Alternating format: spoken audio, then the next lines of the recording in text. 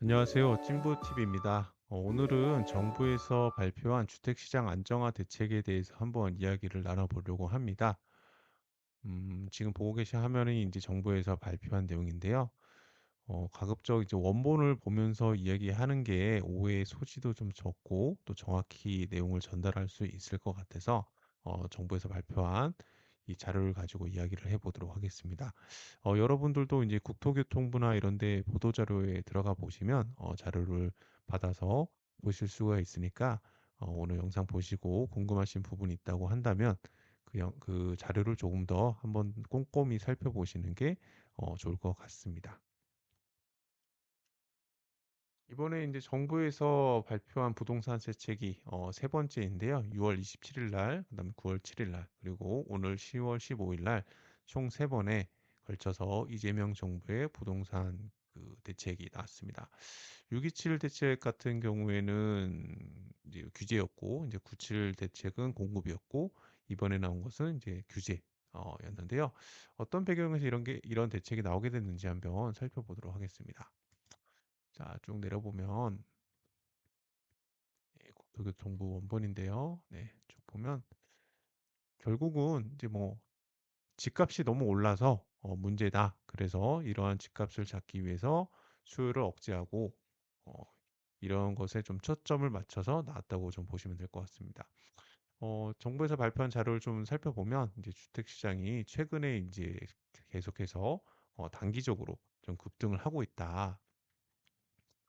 그리고 이제 6월 27일 대책 발표 후에도 상승폭이 축소되었으나 이제 8월 말부터 상승폭이 재차 확대 중으로 한강 인접 자치구 상승세가 서울 전역으로 확산되고 있는 상황이다.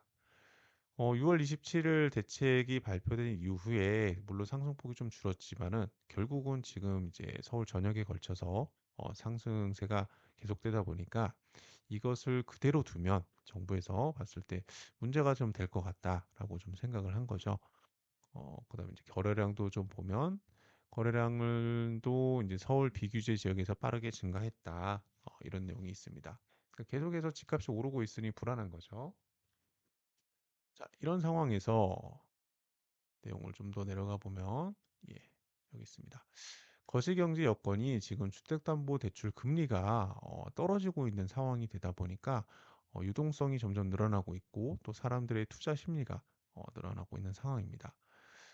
좀 내려가 보면 이렇게 금리도 떨어지고 있는 상황에서 수도권의 입주 물량도 부족이 예상되면서 수급 불안을 자극하는 측면이 있다. 네. 금리는 떨어지고 공급은 부족하니 집값이 계속 올라가지 않을까. 네, 이런 심리가 지금 많은 투자자들 그리고 실수요자들에게 지금 팽배해져 있는 상황입니다. 이번에 정부에서 발표한 내용을 세 가지로 크게 볼 수가 있는데요. 정리를 잘 해놨어요. 네, 이걸 보는 게 훨씬 편합니다.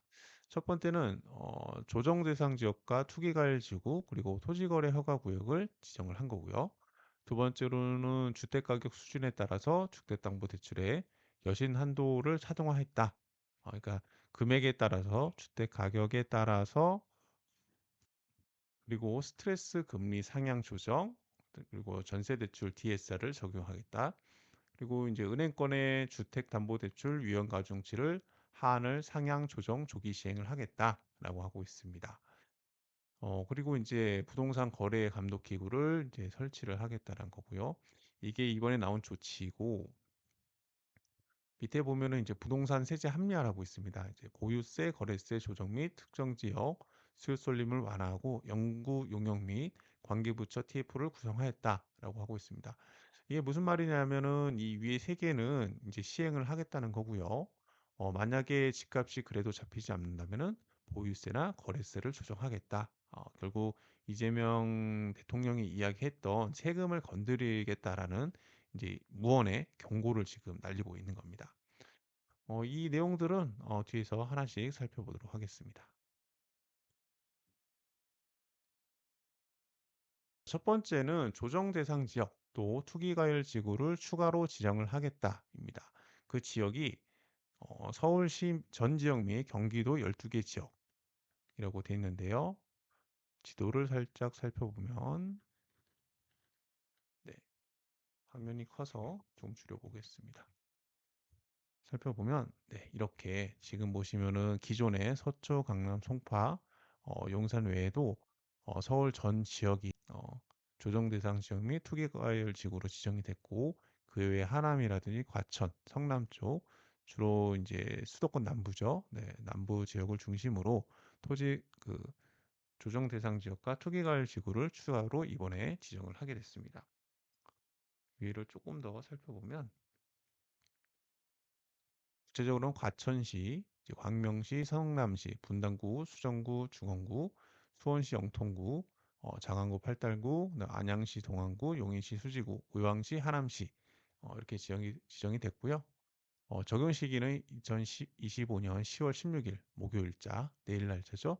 예, 내일부로 지정 및 효력이 발생하는 것으로 그렇게 이야기가 나왔습니다. 그렇다면 이 조정 대상 지역과 투기과열 지구로 지정이 되면 어떤 일이 있길래 이번에 정부에서 지정을 하게 되었는지 한번 살펴보겠습니다. 정부에서 참 이제 요새는 자료를 잘 만들어줘요. 옛날에는 일일이 이런 내용들을 다 하나하나 찾아서 했었어야 되는데 이제는 이렇게 잘 정리를 해줘서 이제 보란 거죠. 이러이러한 것들이 있으니 조심하세요라고. 자, 규제 지역 지정 시 주요 효과입니다. 첫 번째, 대출 부분인데요. 왼쪽은 조정 대상 지역이고 오른쪽인 투기과열지구입니다. 어, 자, 첫 번째 주택 구입 목적의 주택담보대출을 보시면 이제 LTV를 무주택자의 경우에는 40%, 유주택자는 0%로 하겠다. 무주택자 그리고 처분 조건부 1주택자를 포함을 하는데 그 6월 627 대책 나오기 전까지만 해도 627 대책이 나오면서 그 이제 LTV가 수도권 LTV가 50%였고 그러다가 이제 97 공급 대책이 나올 때 40%로 다시 줄어들었습니다. 그런데 이제 나왔을 때는 다시 40%로 하는 걸로 다시 유지가 됐고요. 그리고 최대 한도도 6억 원으로 제한을 하고 있습니다. 다 이제 6개월 이내에 전입 의무를 부과하고 있고요. 최대 만기 30년 이내로 대출 기간도 제한하고 있습니다. 다만 중도금 대출은 제외가 되고 잔금 대출 전환 시에는 6억 원 한도를 적용받게 됩니다. 그러니까 저희가 이제 우리가 분양받았을 때 중도금 대출은 6억을 넘어도 되지만 잔금 대출을 받았을 때는 다시 6억 원으로 제한이 되는 거죠.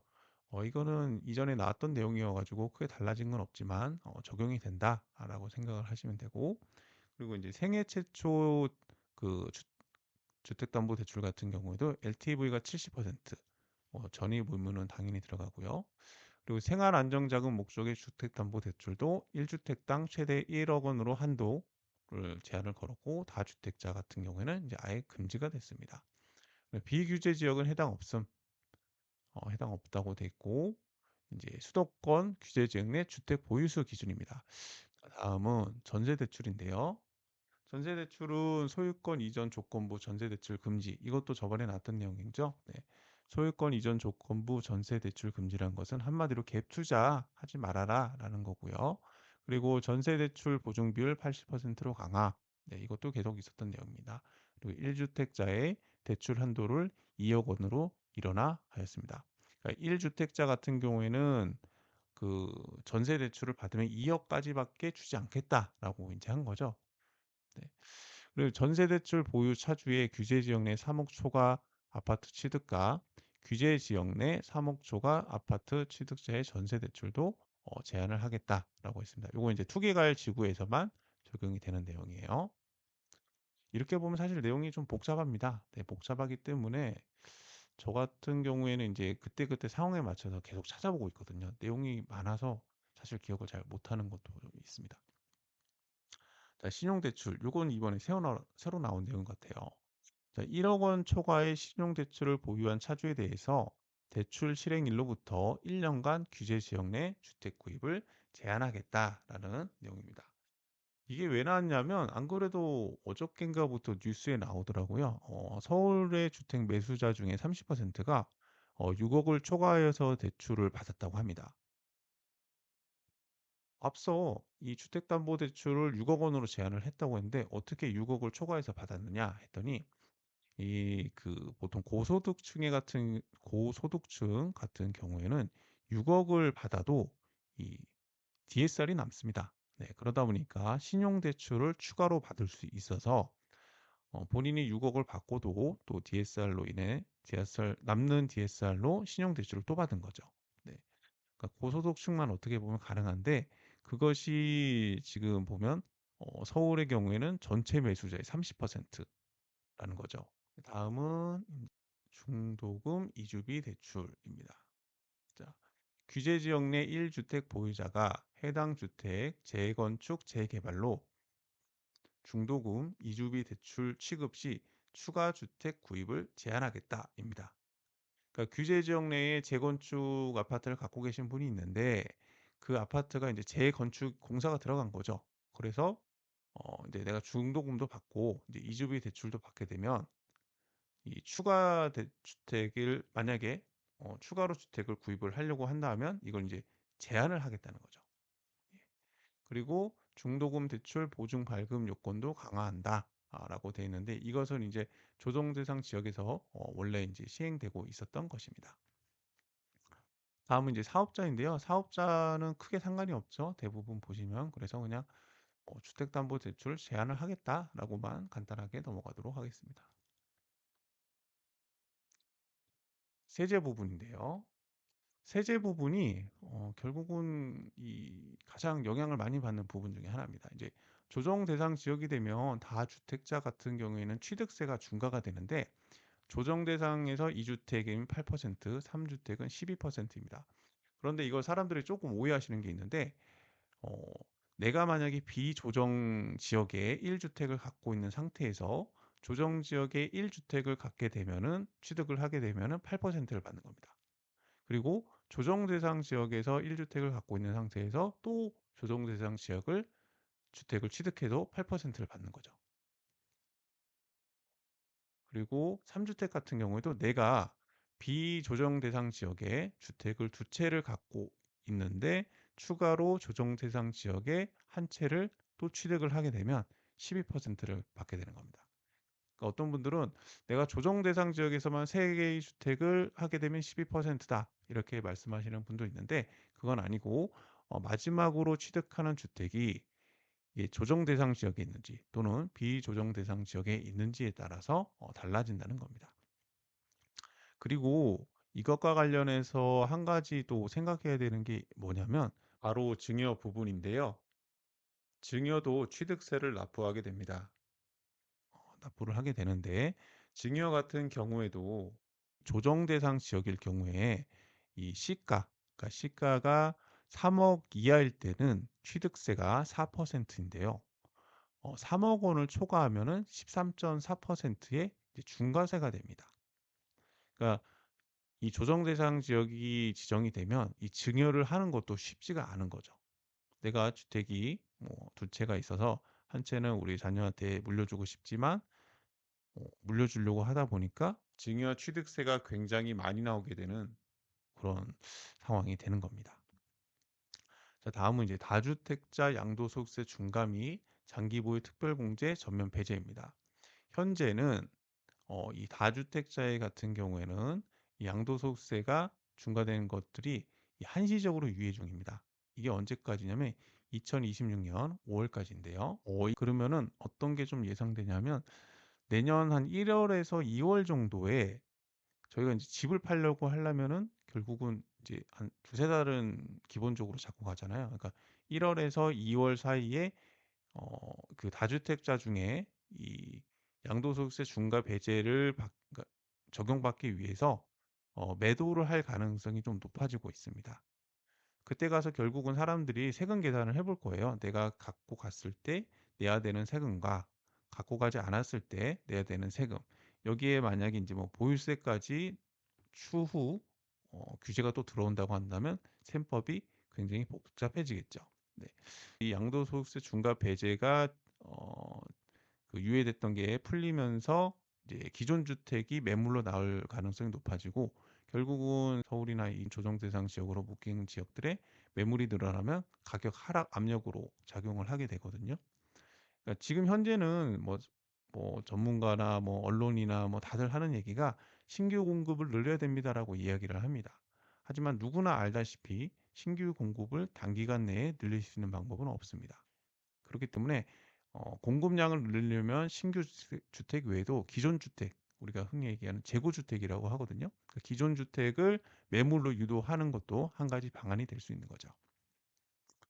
자, 다음은 이제 양도소득세 1세대 1주택 비과세 요건이 또 강화가 됩니다. 현재는 보유만 2년을 하면 되는데 앞으로는 보유 2년 및 거주 2년을 해야 됩니다. 다만 이 조건은 뭐냐면 취득 시점을 기준으로 합니다. 취득 시점에 내가 산 주택이 조정 대상 지역에 있다. 그러면은 거주 2년이 필요한 거고요. 내가 샀을 때의 주택을 구입했을 때에 그 시점이 비조정 대상 지역에 있다고 한다면 단순히 이제 보유만 2년을 하게 되면 양도세 1세대 1주택 비과세 요건을 받을 수가 있습니다. 네. 그리고 이제 민간 매입 임대 종부세 합산 배제 제외인데요. 아파트 같은 경우에는 현재 민간 매입 임대 등록 자체가 안 됩니다. 예, 등록도 안 되고 어, 그러다 보니까 큰 의미가 없는 그런 내용이라고 좀 보시면 될 것 같아요. 다음은 전매 제한 부분인데 전매 제한은 이제 분양권이라고 생각을 하시면 될 것 같습니다. 수도권은 3년, 지방은 1년의 전매 제한이 들어가게 되고요. 그다음에 이제 오피스텔은 1년 전매 제한. 다만 이것은 이제 107 이상의 그 오피스텔 같은 경우만 분양할 때 이제 1년의 전매 제한이 들어가게 됩니다. 이것과 관련해서 정부에서 발표한 자료가 하나 있는데요. 한번 보겠습니다. 네. 예, 좀 넘어가 보겠습니다. 자, 그래서 이제 이걸 발표를 할 때 주요 FAQ를 같이 발표를 했는데요. 자, 그러면 규제 지역 내의 전매 제한은 누구에게 언제부터 적용되는지라는 설명이 있습니다. 이 전매 제한은 규제 지역 지정 공고일로부터, 그러니까 내일이 되겠죠. 5년 10월 16일부터 즉시 전매 제한이 적용되나 지정일 당시 분양권을 기소유자, 당첨자 및 분양권 매수자는 1회에 한해서 전매를 허용하게 돼 있습니다. 그래서 요걸 좀 참고를 해 주시면 좋을 것 같아요. 다음은 다음은 청약 부분입니다. 제가 이 내용이 별로 안 될 줄 알았는데 설명을 하다 보니까 굉장히 많네요. 네. 다음은 청약 부분인데요. 네, 이제 투기과열 지구 같은 경우는 2년 이상 지역 거주자에게 우선 공급을 하게 되어 있습니다. 네, 오피스텔은 지역 거주자 우선 분양이라고 되어 있습니다. 요거는 뭐, 네, 청약이니까 좀 넘어가고. 그리고 이제 국민 민영주택 등의 1순위 자격 요건이 강화돼서 청약 통장 가입 후 2년간과 세대주일 것, 또 과거 5년 이내에 당첨자의 세대 구성원이 아닐 것 등입니다. 그러니까 이제 청약을 할 때 조금 더 체크해야 될 상황이 많아졌죠. 네. 그러면서 자연적으로 이제 청약을 할 수 있는 수요가 줄어들게 되니까 아무래도 경쟁률도 좀 떨어질 수 있지 않을까 싶습니다. 다음은 이제 민영주택 가점제 적용 비율 차등인데요. 네, 이거 좀 중요한데 보시면 화면을 좀 확대해 보겠습니다. 자, 보면은 지금 기존에는 비규제 지역일 때는 85제곱미터 초과의 경우는 추첨제 100%였습니다. 그리고 이제 60제곱미터 이하, 60에서 85제곱미터는 가점제 40% 이하로 지자체에서 결정을 하게 됐었는데 이게 이제 앞으로 어떻게 바뀌냐면 규제 지역이 되면서 60제곱미터 이하는 가점제 40%, 그다음에 추첨 60%, 그리고 60에서 85제곱미터는 가점제 70%, 추첨제 30%, 그리고 85제곱미터 초과는 가점제 50%, 그다음에 이제 추첨제 50%, 그다음에 투기과열 지구에서는 80%, 20%로 이렇게 돼서 추첨제 비율이 상대적으로 이제 많이 떨어지면서 추첨에 따른 이제 그 경쟁률이 좀 박해지겠죠. 네, 박해질 것 같습니다. 네. 이것도 좀 관심 있으신 분들은 한번 읽어보시면 좋습니다. 자, 그리고 재당첨 제한이 조정 대상 지역은 7년, 그다음에 투기과열 지구는 10년입니다. 지금 조정 대상 지역과 투기과열 지구가 모두 묶여져 있으니 10년이 되겠죠. 네. 다음은 정비사업 부분입니다. 오늘 뉴스를 보다 보니 뭐 목동 여의도에서 뭐 덜덜덜 떨고 있다. 뭐 이런 내용이 나왔었는데 왜 그러냐면 일단 재건축 조합원당 주택 공급수를 1주택으로 제한하고 특히 이제 투기과열지구가 지정이 되면은 재건축 사업에 있어서 상당한 제약이 좀 들어가게 됩니다. 뭐냐면 조합원 지위 양도가 제한된다는 것인데요. 재건축은 조합 설립 인가 이후부터 조합원 지위 양도가 제한되고 재개발 같은 경우는 관리 처분 인가인데 조합원 지위 양도라는 건 한마디로 매매를 막는다는 겁니다. 뭐 무조건 막는 건 아닌데 특정 요건에 해당되면 팔 수도 있지만 조합원 지위 양도 제한이 들어가게 되면서 특히 재건축 같은 경우에는 상당히 이 조합 설립 인가가 재건축 단계에 있어서 그 앞에 있기 때문에 조합 설립이 된 이후부터 팔 수가 없거든요. 그러니까 재산권의 뭐 매매도 어려워지고 하다 보니까 갖고 계신 분들 중에 상당한 애로사항을 갖고 계신 분들을 제가 많이 만나봤어요. 그래서 아 이거 뭐 팔지도 못하고 이거 어떡하나 이러고 계시고 있는데 특히 요새 그 서울시에서 뭐 신속통합 계획이나 뭐 이런 것들을 통해서 재건축 사업을 좀 추진하는 데 있어서 속도를 좀 내고 있다 보니까 조합이 설립된 단지들이 꽤 있습니다. 있는데 이런 단지들이 이번에 다 투기과열 지구에 속하게 되면서 이제 매매가 불가능하게 됐죠. 네. 뭐 10년 이상 보유하고 5년 이상 뭐 거주를 한다든지 아니면 뭐 사업이 3년 이상 지연되든지 이랬을 때는 매매가 되기는 하는데 제한적이라서 그렇습니다.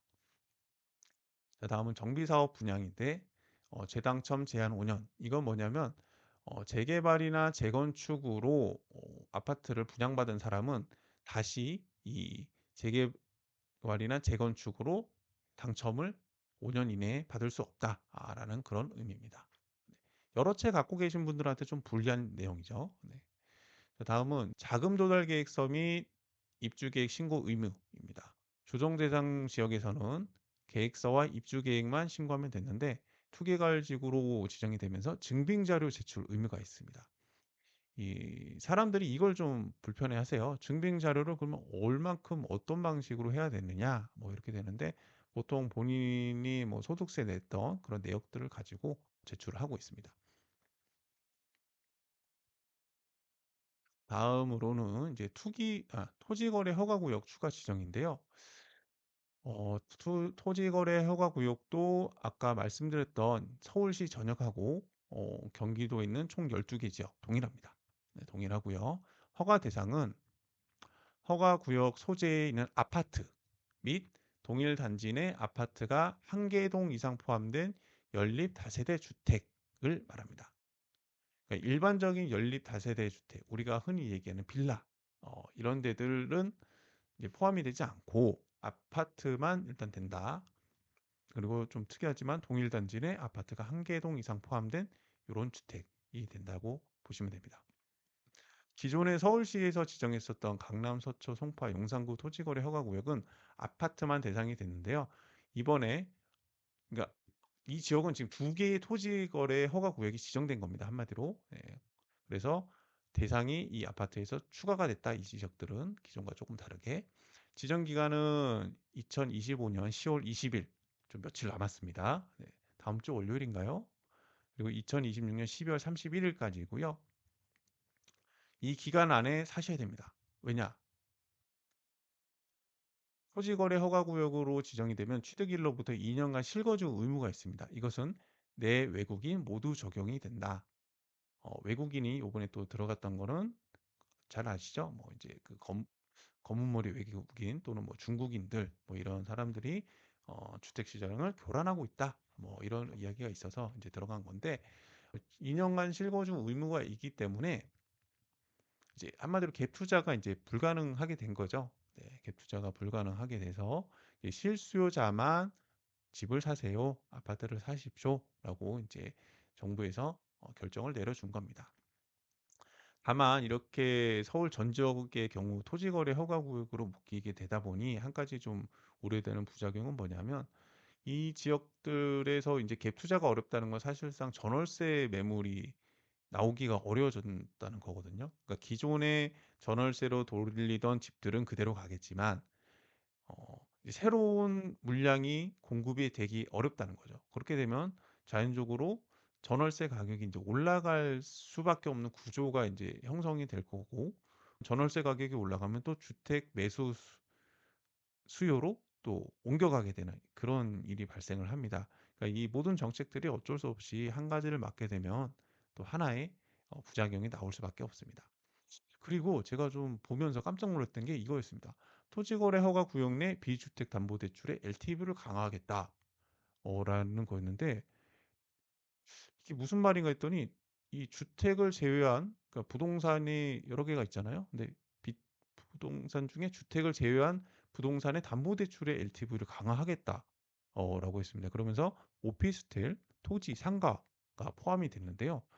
지금 금리가 좀 떨어지고 있다고는 하지만 이제 뭐 오피스텔도 지금 조금씩 살아나고 있지만 뭐 상가라든지 뭐 꼬마 빌딩 뭐 이런 것들 있잖아요. 뭐 토지 이 시장은 아직은 그렇게 살아나지 못했습니다. 강남 빼고는 아직까지는 그렇게 분위기가 좋지 않아요. 그런데 여기에 LTV를 기존 70에서 40%로 이제 한다는 것은 지금 이제 막 살아나려고 하고 있는 이 시장을 지금 싹을 좀 밟아버리는 그런 상황이 돼서 간단한 내용이고 보통 사람들은 크게 신경을 안 쓰시겠지만 저는 이제 뭐 주택도 보지만 상업용 부동산 쪽 또 토지 쪽도 많이 보거든요. 그러다 보니까 이걸 보고 깜짝 놀랐습니다. 정말. 야, 이거 큰일 났네? 이 생각이 좀 들었거든요.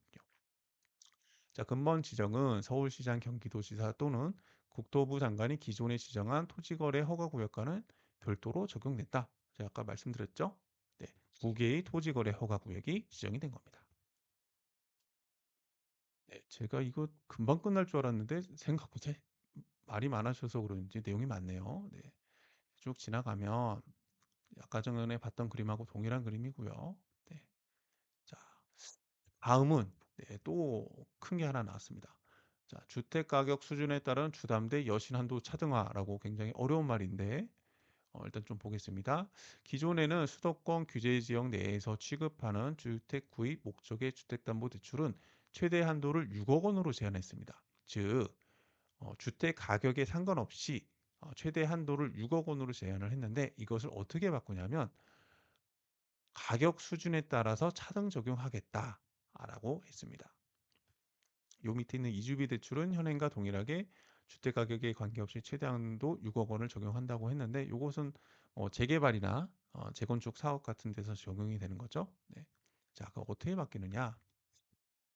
자, 보면 시가에 따라 차등 15억 원 이하는 6억 원, 15억 원 초과 20억 원 이하는 4억 원, 25억 원 초과는 2억 원입니다. 6, 4, 2 이렇게 됐는데요. 결국은 고가 주택일수록 대출 한도를 막아서 음, 돈이 있으면 사라 이겁니다. 대신에 15억 원 이하는 보통 중산층, 네, 서민, 네, 서민들이 사는 주택이니까 대출 한도를 기존과 동일하게 하겠다고 했습니다. 시행 시기는 2025년 10월 16일 대책 발표일 다음 날부터입니다. 네, 이것도 컸는데 이제 또 뭐가 나왔냐면 네, 이게 나왔습니다. 이게 뭐냐? 스트레스 금리 상향 조정입니다.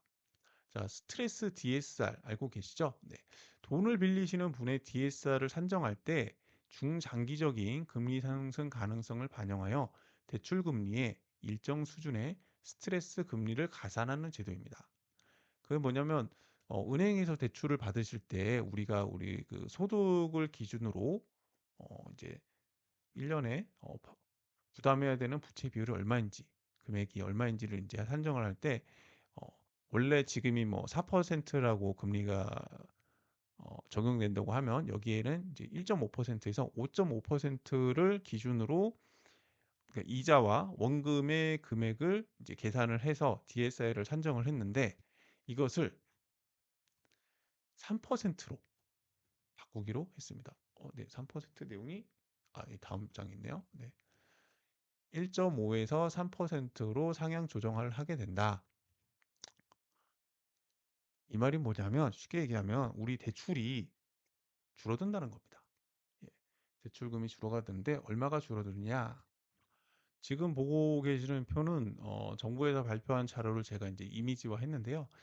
연소득이 1억인 사람이 주택담보대출을 받으려 한다면 대출 만기가 30년, 연 3.5% 금리를 적용받는다고 했습니다. 그랬을 때 기존에는 여기에 3.5%에 1.5%의 스트레스 가산금리를 해서 5%로 기준으로 최대 6억까지 대출을 받을 수 있었는데 이게 1.5%에서 3%, 그래서 6.5%가 되겠죠. DSR 산정할 때 대출 금리를 6.5%로 산정을 해서 5억 2,800만 원까지만 그 대출을 받을 수 있게 됩니다. 그러니까 한 7,200만 원 정도 줄어들게 되는 셈이죠. 그만큼 이제 그 돈을 빌릴 수 있는 여력이 줄어드는 겁니다. 이번 정부의 현재까지 특징은 뭐냐면 돈줄을 잰다에 초점이 상당 부분 맞춰져 있습니다. 자, 다시 이제 화면으로 넘어왔는데요. 네, 여기 있습니다. 보시면 이 표인데 하한 1.5에서 3%인데 앞으로는 규제 지역과 수도권은 3% 이상으로 하겠다라고 돼 있습니다. 네. 요즘 무서운 거죠? 3% 이상이라고 돼 있습니다. 뭐 추가적으로 더 늘릴 여지도 있다는 거죠. 이게 이제 시행이 언제 되냐면 2025년 10월 16일부터 적용이 됩니다. 다음은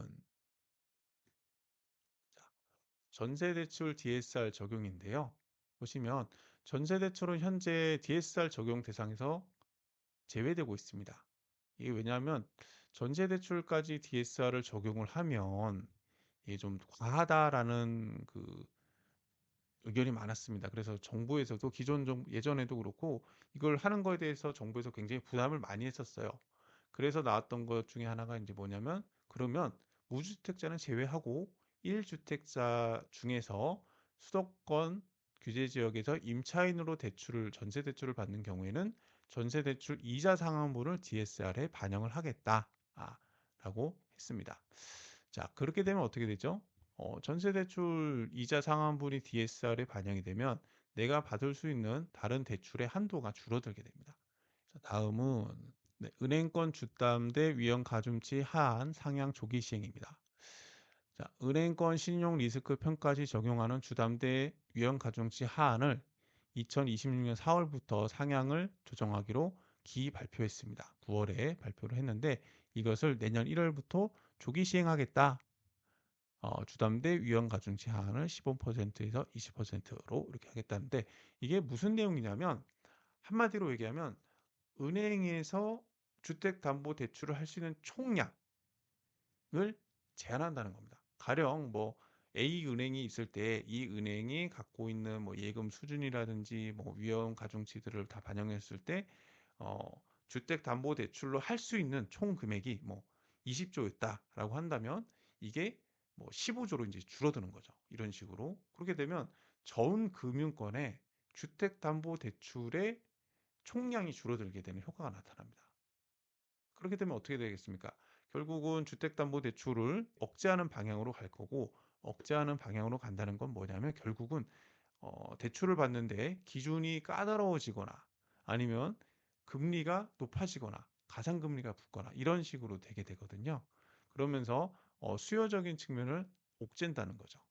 이건 이제 보이지는 않지만 그리고 사실 이런 주택담보대출 총량을 규제한다는 것은 서울이나 뭐 수도권보다는 사실은 이제 지방이라든지 뭐 이런 지역들이 오히려 더 타격을 받을 수 있지 않을까 싶습니다. 이게 지역별로 또 금액을 배분하지 않는 이상. 네.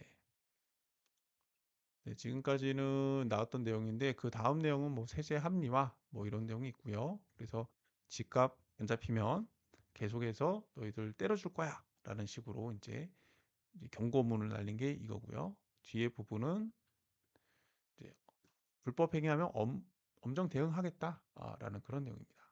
다음은 지금 보고 계신 화면은 이제 FAQ거든요. 네, 그걸 보면서 또 하나씩 설명을 드리도록 하겠습니다. 자, 규제 지역 지정에 따른 청약 규제의 적용 대상 시기는입니다. 앞서서 이제 규제 지역에서 청약에 있어서 좀 규제가 있다고 했는데요. 보시면 규제 지역 지정 시 청약 통장 가입 기간, 세대주 등 1순위 당첨에 대한 자격 요건이 강화되며 가점제 적용 비율이 확대되고 청약 당첨 시 일정 기간 재당첨이 제한되는 등 제약이 발생했다. 그러면 누구부터 제약을 받느냐? 네, 규제 지역 지정 공고일 이후 입주자 모집 신청분부터 규제가 적용이 됩니다. 입주자 모집 승인이 중요하겠죠. 네.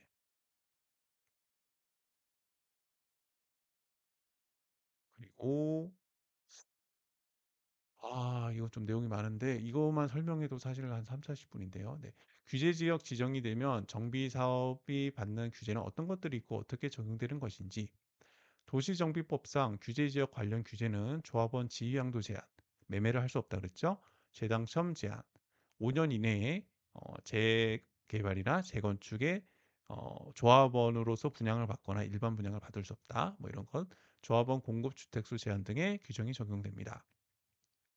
규제지역 지정 공고일 당시 조합 설립 인가된 재건축 구역 및 관리처분 계획 인가된 재개발 구역부터는 조합원 지위 양도가 불가능합니다. 네, 매매 거래 자체는 가능하나 양수인은 조합원 지위를 취득할 수 없고 현금 청산 대상이 된다. 네. 그러니까 지금 이제 재건축 같은 경우가 크게 때린 거예요. 네. 지정일부터 분양 대상자로 선정된 조합원 및 일반 분양자는 5년 내에 투기가일 지구에 위치한 타 정비 사업에서 조합원 분양 신청 불가. 네, 아까 이야기한 거고요. 뭐 이거는 좀 그냥 바로 넘어가겠습니다. 자, 토지거래 허가 구역 지정에 따라 언제부터 허가받을 의무가 생기는지, 이번 토지거래 허가구역 지정 효력은 공고한 날로부터 5일 후인 10월 20일부터 발생을 합니다. 그래서 앞으로 5일 안에 굉장한 일들이 발생을 할 것 같아요. 대출을 일단 둘째치고 갭 투자를 할 수 있는 마지막 5일이 된 겁니다. 이에 따라 토지거래 허가 구역 내 아파트 등 거래를 하고자 하는 자에게 계약 체결 전에 허가를 받을 의무가 부과되므로 10월 20일 전에 계약을 체결한 자는 허가받을 의무가 부과되지 않으며 그에 따른 실거주 의무 또한 부과되지 않음. 네. 10월 20일 이후에 계약 체결을 하고자 하는 자는 계약 체결 전에 허가 관청으로 허가를 받아야 유효한 계약을 체결할 수 있음. 이라고 되어 있습니다. 20일이 이제 기점이 된 거죠. 네, 여기까지네요. 지금까지 이번에 나왔던 10월 15일 부동산 대책에 대해서 쭉 한번 설명을 해드렸는데 생각보다 많은 시간이 소요가 됐습니다. 자, 그럼 앞으로 어떻게 될까? 제 개인적인 생각은 이 강남 및 용산을 좀 생각을 해보면 좋을 것 같습니다. 강남과 용산이 토지거래 허가구역으로 지정된 이후에 거래량이 굉장히 떨어졌습니다. 네, 그건 이제 동일하게 이제 발생을 하겠죠.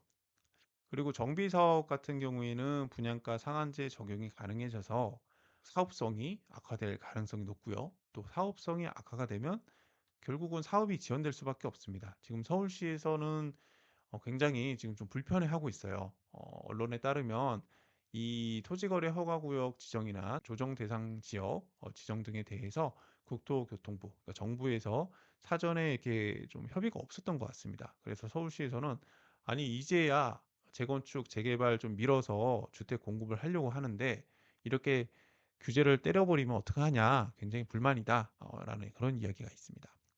그리고 지금 앞서 얘기한 것처럼 일단 대출 금액이 줄어들면서 대출 한도도 줄어들었고 또 대출 총량도 줄어들면서 전반적으로 수요가 좀 억제되는 효과는 분명히 발생을 할 것 같습니다.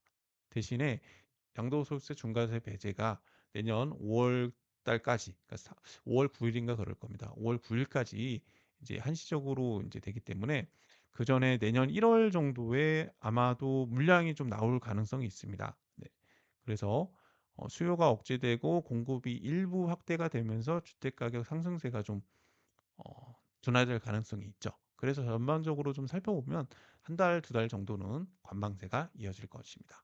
그런데 만약에 그럼에도 불구하고 그 이후에 그러니까 한두 달 정도로 가면 결국은 올해 말이거든요. 그러면 올해 말이고 내년 초에 물량이 나오기 시작을 한다고 한다면 전반적으로 안정세를 좀 갈 수 있는데, 그럼에도 불구하고 집값이 잡히지 않는다면 결국은 정부에서 경고했던 것처럼 보유세면 재산세, 종부세가 있겠죠. 이 부분을 건드릴 가능성이 높고요. 또 거래세도 검토를 한다고 했습니다. 그러니까 취득세 부분에 있어서 또 뭔가 중과가 될 가능성이 있습니다. 그래서 당분간은 좀 시장을 관망하는 추세가 될 것 같기는 한데 그래도 가격이 오를 것 같다라고 생각을 하시는 분들은 어, 올해 말에서 내년 초 정도 사이에 오히려 매수 시기가 되지 않을까라고 조심스럽게 생각을 해보고 있습니다. 자, 이것으로 오늘 나왔던 10월 15일 부동산 대책에 대해서 정리를 해봤습니다. 예, 다음에도 더 좋은 컨텐츠로 찾아뵙도록 하겠습니다. 감사합니다.